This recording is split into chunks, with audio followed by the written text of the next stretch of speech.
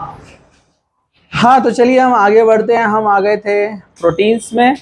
Proteins में अभी हम यहाँ पर देखने वाले हैं अमाइनो एसिड्स के बारे में थोड़ा सा, और विद प्रोटीन का क्लासिफिकेशन। ओके, अमाइनो एसिड्स, अभी मैंने इसका इंट्रो आपको दे दिया कि अमाइनो एसिड क्या होते हैं। अमाइनो एसिड्स, तो अमाइनो एसिड में अमाइनो ग्रुप और एसिडिक ग्रुप होता है, जिसको हम रिप्रेजेंट करते हैं RCH, sorry NH2 and COOH। तो मेन पार्ट है इसमें एसिडिक ग्रुप, तो हम इसको कहते हैं एसिड। इसको यहाँ के बजाय अगर यहाँ लिखेंगे तो ज़्यादा बेटर रहेगा।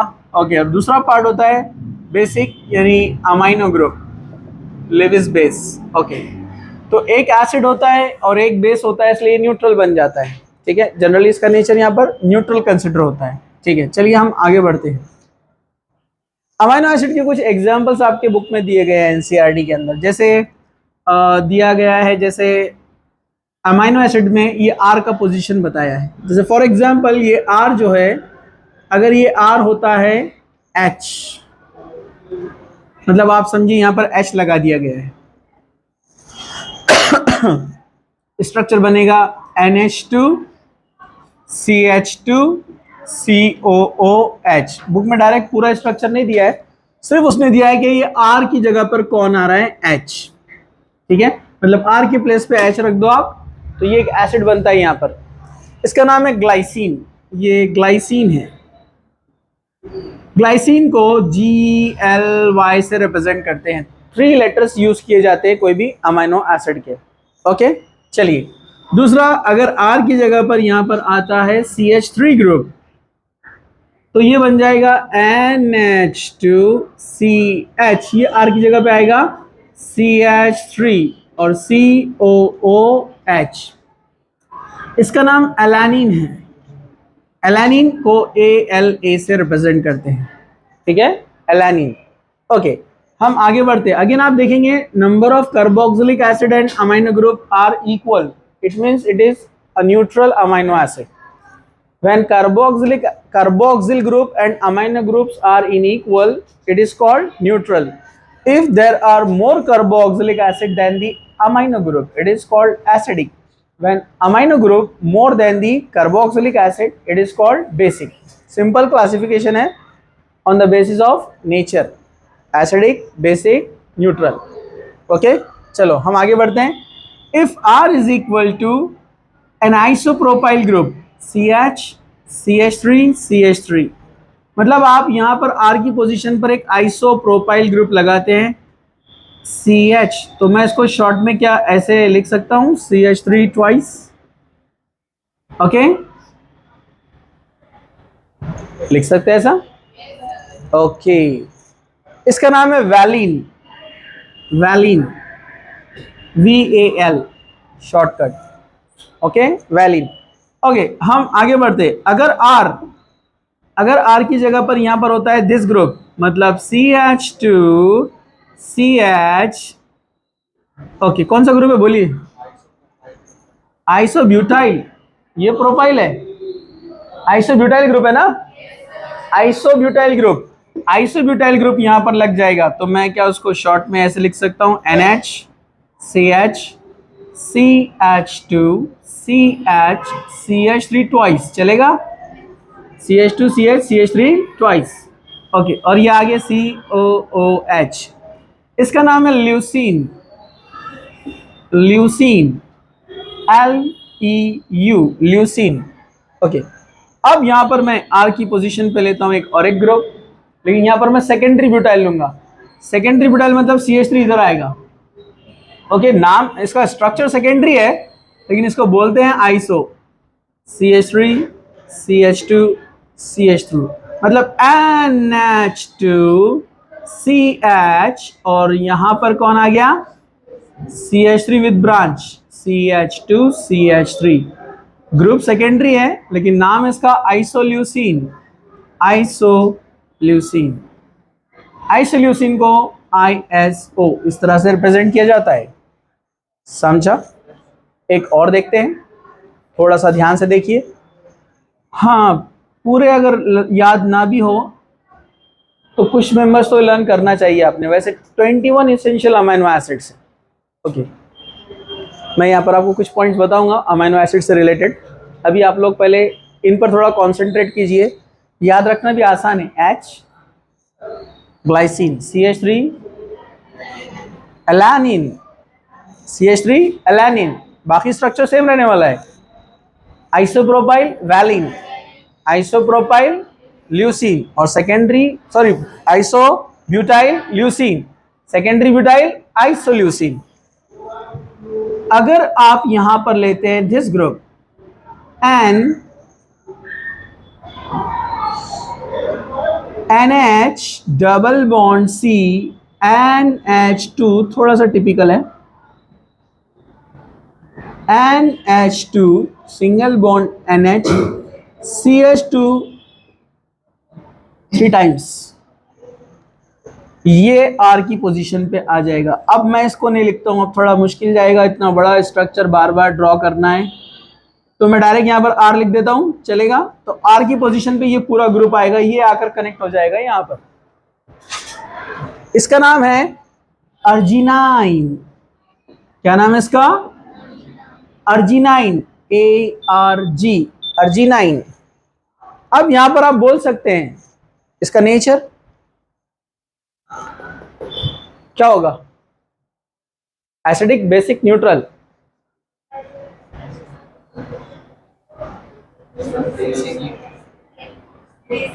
अरे NH2 ग्रुप ज्यादा है ना, बेसिक रहने वाला है ना, बेसिक ग्रुप ज्यादा है ना इसमें, basic nature, it is basic amino acid.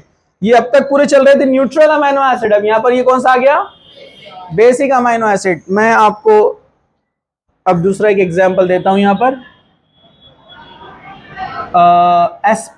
R की जगह पर हम यहां पर लेंगे CH2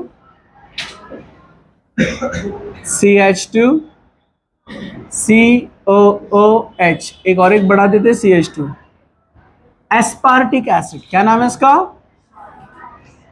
एस्पार्टिक एसिड। और लेते हैं हम सिर्फ यहाँ पर CH2 CO, एक ही है शायद यहाँ पर, ये COOH, ग्लूटामिक एसिड। कौन है ये? ग्लूटामिक, बराबर है, यस बराबर है। ये क्या लिया है फिर यहां पर?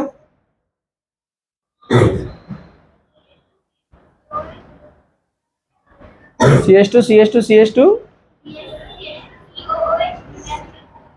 हाँ, ये ग्लूटामिक एसिड में CH2 और एक है, और एस्पार्टिक में ओनली वन। ओके, अब इसको आप ऐसे सोचिए, ये R है, कौन है ये? R, ये यहां लगा दो। जैसे आप एस्पार्टिक लेते हैं तो क्या लगेंगे? CH2 COOH, तो कितने हो जाएंगे COH? 2 हो जाएंगे। तो एसिडिक रहेगा नेचर, तो इसलिए वो रहेगा एसिडिक इन नेचर। तो नेचर के बेस पर अमाइनो एसिड को 3 ग्रुप में डिवाइड किया गया है। एसिडिक अमाइनो एसिड,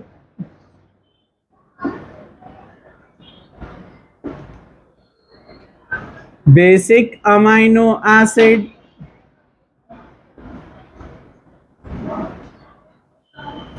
यहां जा सकते हैं आगे, यहां तक, यस। यहां न्यूट्रल अमाइनो एसिड।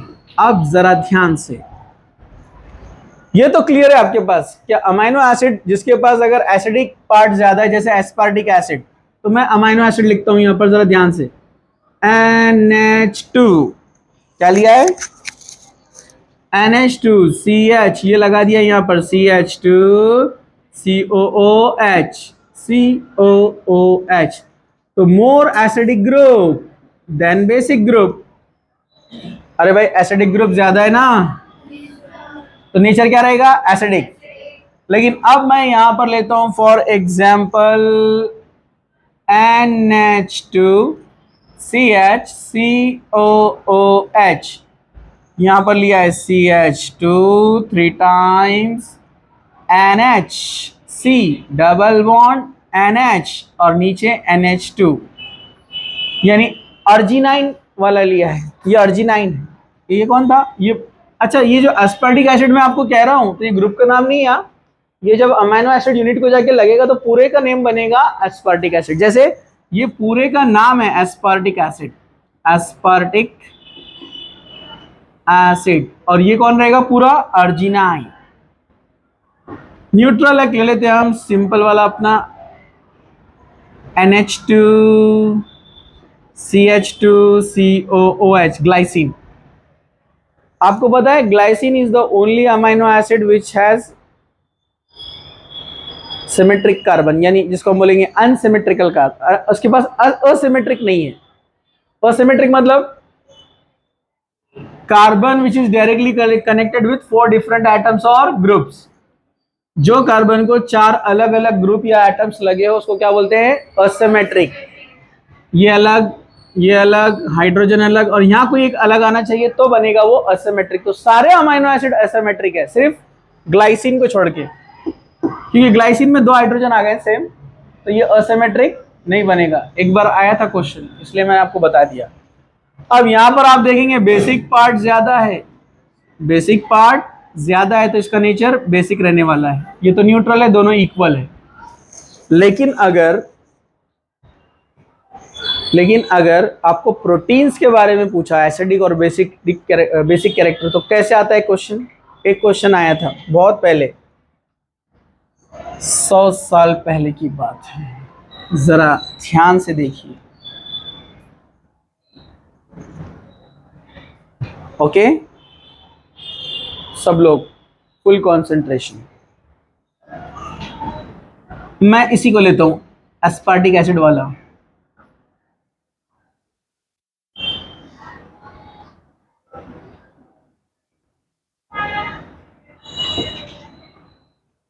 अप्लाइड है, इसका नेचर एसिडिक है या बेसिक है?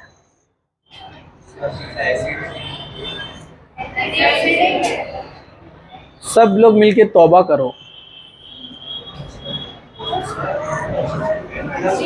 बेसिक है, ये बेसिक है। इधर देखो, CH3COO माइनस CH3COOH एसिड होता है। CH3COOH जब H लॉस कर देता है तो बन जाता है CH3COO minus and H plus. तो एसिड जब अपना H लॉस करता है यानी प्रोटॉन, तो वो बन जाता है कॉन्जुगेट बेस। कॉन्जुगेट बेस याद आया क्या? तो CH3COO minus is the conjugate base of CH3COOH।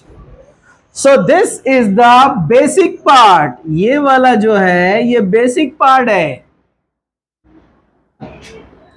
And this one is acidic. ये एसिडिक है। जैसे अमोनिया बेसिक होता है, अमोनिया क्या है? बेस।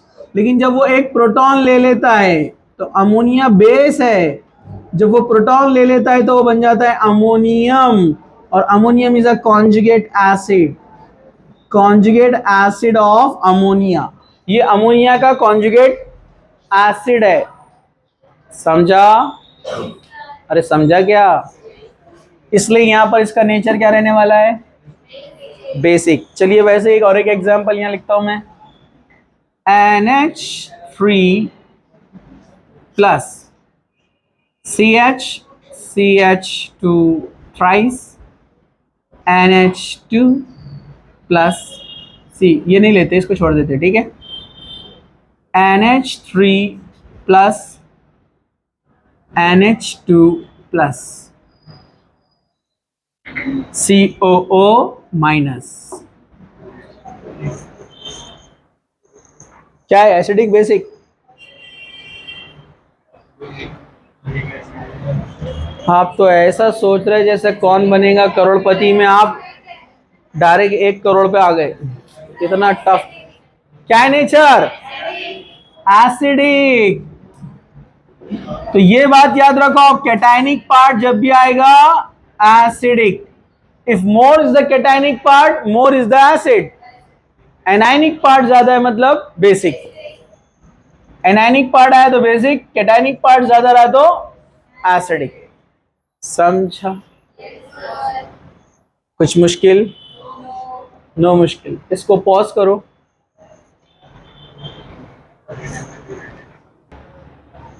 चलिए कंटिन्यू, सब लोग ध्यान से देखिए यहां पर। तो अभी देखा हमने amino acids, acidic, basic, nature. Okay, वैसे यहां पर प्रोटीन को भी क्लासिफाई किया गया है।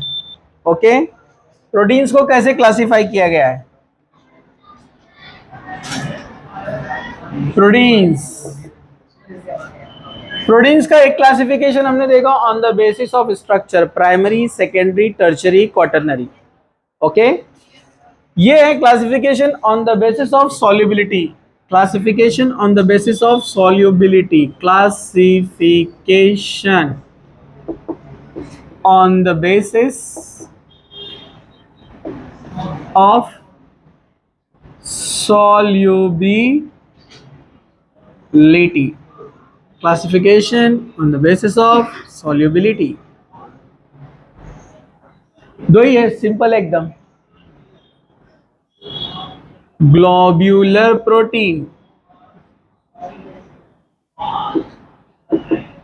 दूसरा फाइब्रस प्रोटीन।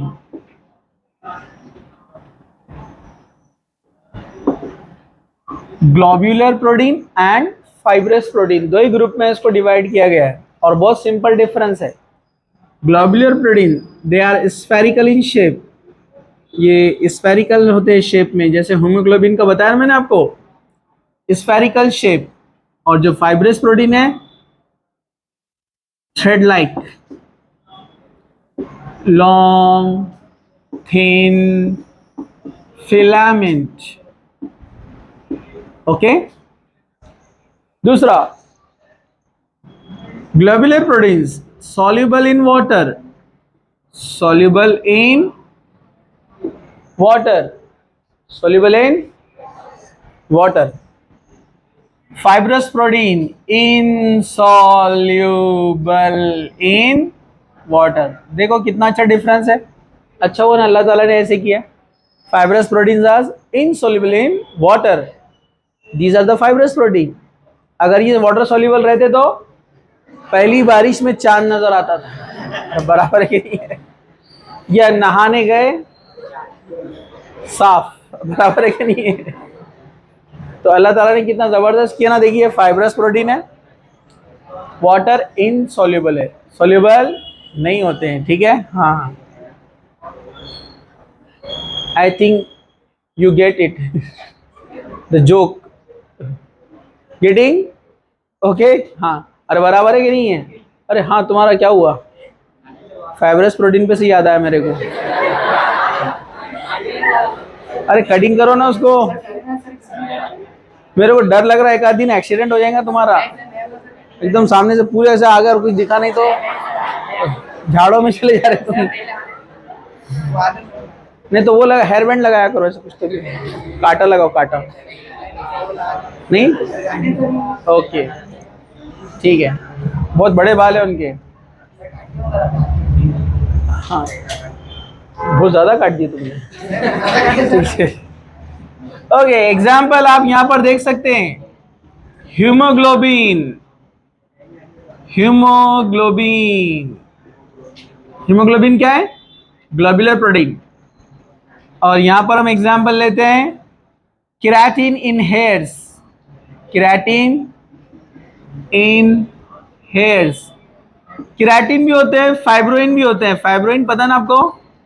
फाइब्रोइन इन मसल्स, जो मसल्स में फाइब्रोइन आते हैं ना, ये क्या होते हैं? ये फाइब्रस प्रोटीन। वैसे ही फिदर्स पर आते ना, आते बोले तो रहते अरे अरे अपने बर्ड्स के, ठीक है?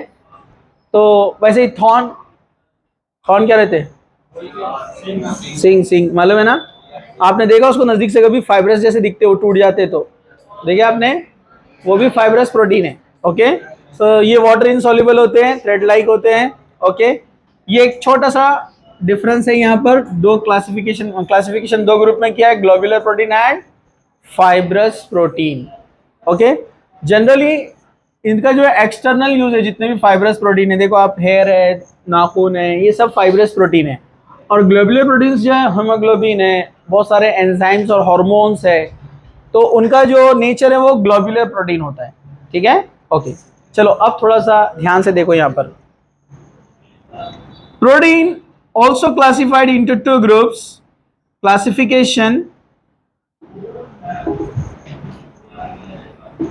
on the basis of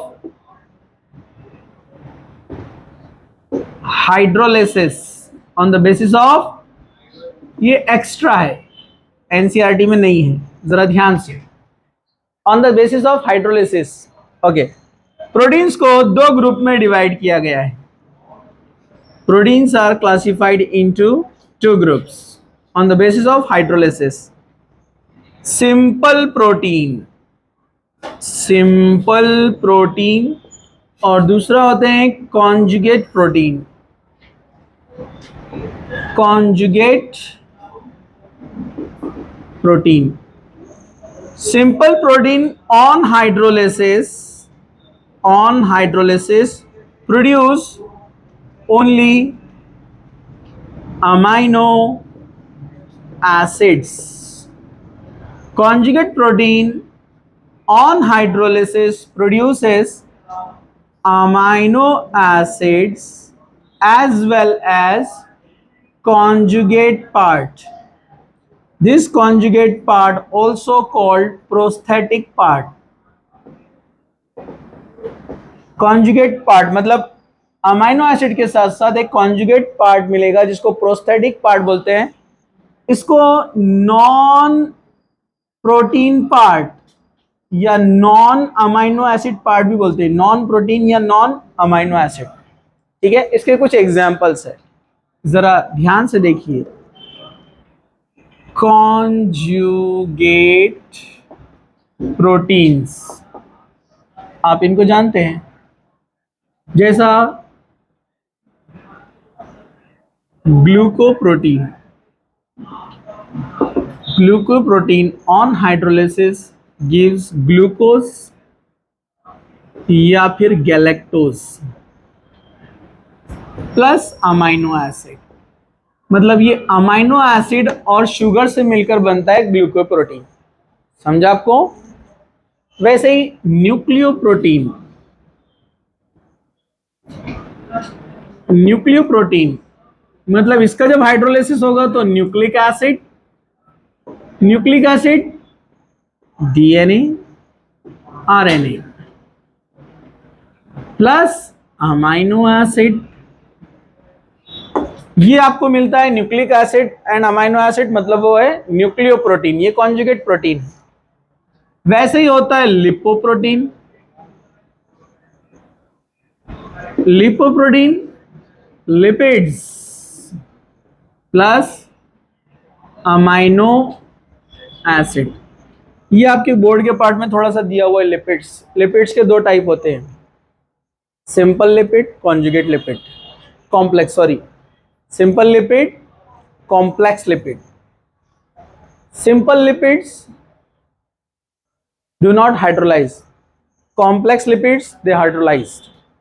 फिर उसमें भी टाइप्स है, ठीक है, वो मैं आपको बताऊंगा थोड़ा एक अलग से छोटा पॉइंट लेकर बाद में, क्योंकि लिपिड्स को थोड़ा क्लासिफाई किया गया है। ठीक है, ओके। लिपोप्रोटीन्स में आपका हाइड्रोलाइसिस करने पर लिपिड्स प्लस अमाइनो एसिड्स मिलता है अपने को यहाँ पर। ओके, वैसे ही एक और प्रोटीन है जैसे क्रोमोप्रोटीन। क्रोमोप्रोटीन, क्रोमोप्रोटीन क्या होते हैं? ये मेटल प्लस अमाइनो एसिड देता है। इसका एग्जाम्पल हीमोग्लोबिन है। हीमोग्लोबिन में कौन सा मेटल है? Fe, पता है ना आपको? अरे भाई, हीमोग्लोबिन में क्या होता है? Fe होता है ना, वही तो मेन रिस्पॉन्सिबल है। आप जब सांस लेते हैं, सांस नहीं, सांस क्या लेते हैं? सांस। ऑक्सीजन अंदर जाती है, oxygen bind with Fe divalent है वहां पर, और ऑक्सीजन भी डाइवेलेंट, बॉन्डिंग होती है। और वो ऑक्सीजन प्रोवाइड करता है एनर्जी आपके सेल्स को, जिससे आप जिंदा रहते हैं। और जनरली जो पॉइजन्स रहते हैं इसी को ब्लॉक करते हैं जाकर, स्पेशली जो स्नेक पॉइजन है, अंदर जाते ही वो आयरन से बाइंड हो जाता है। जब वो आयरन से बाइंड हो जाएगा Fe से, तो ऑक्सीजन जब आता है तो उसको जगह मिलती है क्या? मिलेगी नहीं। तो ऑक्सीजन नहीं मिलने की वजह से कुछ ही देर में डेथ। रीजन यही है, ठीक है, कि जितने भी एक्टिव साइट्स है Fe के, पॉइजन जाकर उसको ब्लॉक कर देता है, जो मॉलिक्यूल है उसमें, ठीक है। ओके, तो ये क्रोमोप्रोटीन, हीमोग्लोबिन के अंदर Fe होता है एग्जाम्पल, तो मेटल प्लस अमाइनो एसिड। फॉस्फोप्रोटीन, फॉस्फोप्रोटीन क्या देगा? Phosphate part, phosphate plus amino acid. समझा आपको? तो ये तो कुछ एग्जाम्पल दिया मैंने, और भी होते हैं, ठीक है। चलिए, अब डीनेचर्ड प्रोटीन क्या होता है? Denatured protein, denatured protein, what is denatured protein? Denatured protein का मतलब ये है कि जो उसका नेचुरल जो स्ट्रक्चर है, थ्री डायमेंशनल, जो जनरली प्रोटीन्स का होता है, थ्री डायमेंशनल स्ट्रक्चर, जैसे टर्चरी एंड क्वाटरनरी स्ट्रक्चर। जो टर्चरी स्ट्रक्चर, क्वाटरनरी स्ट्रक्चर है, वो क्या होता है? Three dimensional. तो ये डीनेचरेशन ऑफ प्रोटीन में क्या होता है? टर्चरी और quaternary structure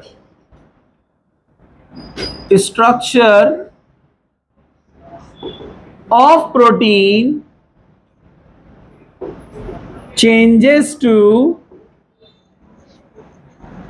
primary structure। Tertiary और क्वाटरनरी स्ट्रक्चर क्या में कन्वर्ट हो जाएगा? प्राइमरी स्ट्रक्चर में, in presence of acid, base, temperature etcetera.